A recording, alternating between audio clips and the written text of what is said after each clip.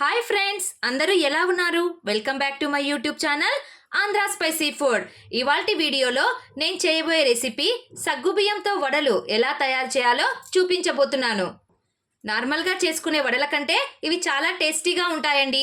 వీటిని చేయడం కూడా చాలా ఈజీ. మీరు కూడా ఈ వడలను ఒకసారి తప్పకుండా ట్రై చేయండి. నా వీడియో కనుక మీకు నచ్చినట్లయితే ఒక లైక్ చేయడం మాత్రం మర్చిపోకండి.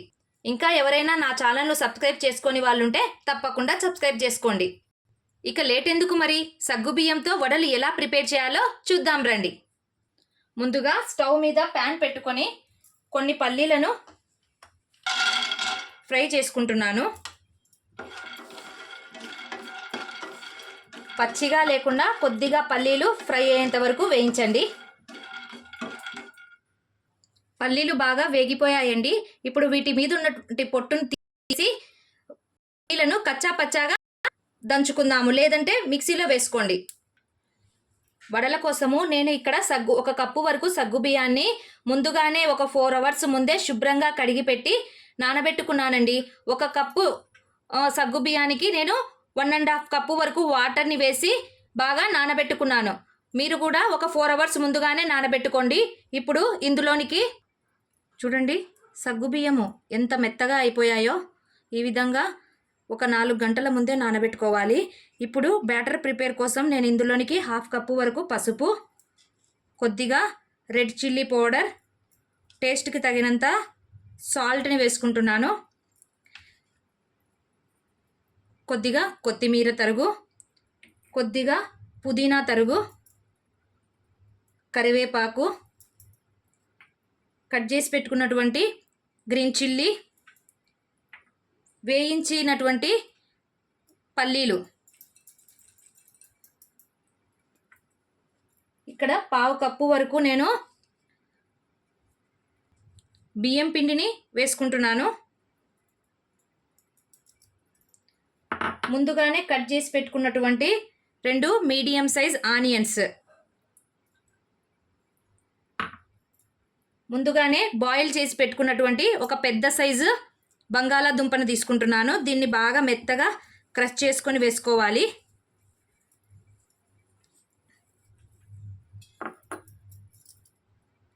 హాఫ్ స్పూన్ వరకు జీలకర్ర, కొద్దిగా చిటికెడు వంట సోడాను వేసుకుంటున్నానండి. చూడండి, ఇప్పుడు వీటినన్నిటినీ బాగా కలిపేసుకుందాము. దీన్నంతా కలిపేటప్పుడు వాటర్ యాడ్ చేయాల్సిన అవసరం లేదండి.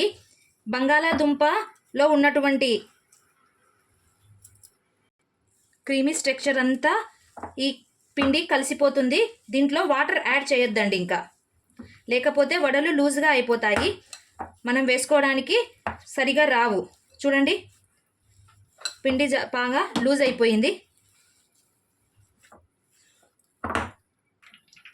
వడలు వేసుకోవడానికి బ్యాటర్ ప్రిపేర్ అయిపోయిందండి. ఇప్పుడు దీన్ని ఆలస్యం చేయకుండా వెంటనే వేసుకోవాలి, లేట్ చేయకూడదు.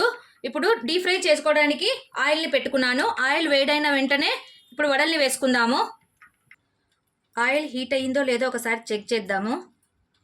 ఇందులోని కొద్దిగా వేస్తే ఆయిల్ బాగా హీట్ ఎక్కిపోయిందండి. ఇప్పుడు ఒక బౌల్లో వాటర్ తీసుకొని ఈ విధంగా కొద్దిగా చేతిని తడుపుకొని పిండిని ఈ విధంగా చిన్న చిన్న ముద్దల్లాగా తీసుకోవాలి. చూడండి, ఈ విధంగా ముద్దలాగా తీసుకోండి. ఇప్పుడు ఈ చేత్తో పిండిని ఈ విధంగా రౌండ్ షేప్లో వచ్చే వరకు చిన్నగా తట్టుకోండి.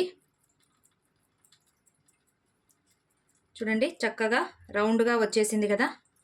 ఇప్పుడు మంటను మీడియం ఫ్లేమ్లో పెట్టేసుకొని మనం ప్రిపేర్ చేసుకున్నటువంటి ఈ వడను ఇందులోనికి వేసేద్దాము. ప్రిపేర్ చేసి పెట్టుకున్నటువంటి అన్ని వడలను ఇందులోనికి వేసేస్తున్నాను. చిన్నగా వేసుకోండి.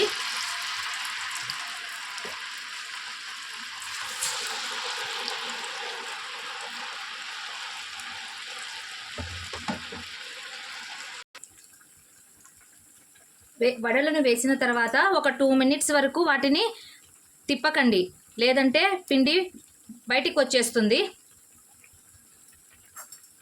చూడండి, ఇలా ఉన్నప్పుడు కొద్దిగా ఈ విధంగా తీసుకొని డివైడ్ చేసుకుంటూ ఈ విధంగా కలుపుకోవాలి.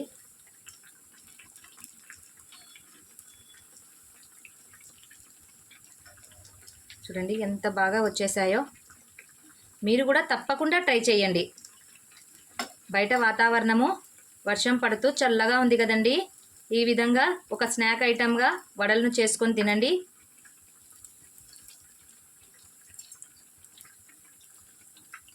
చూడండి వడలు ఎంత కలర్ఫుల్గా వచ్చేసాయో.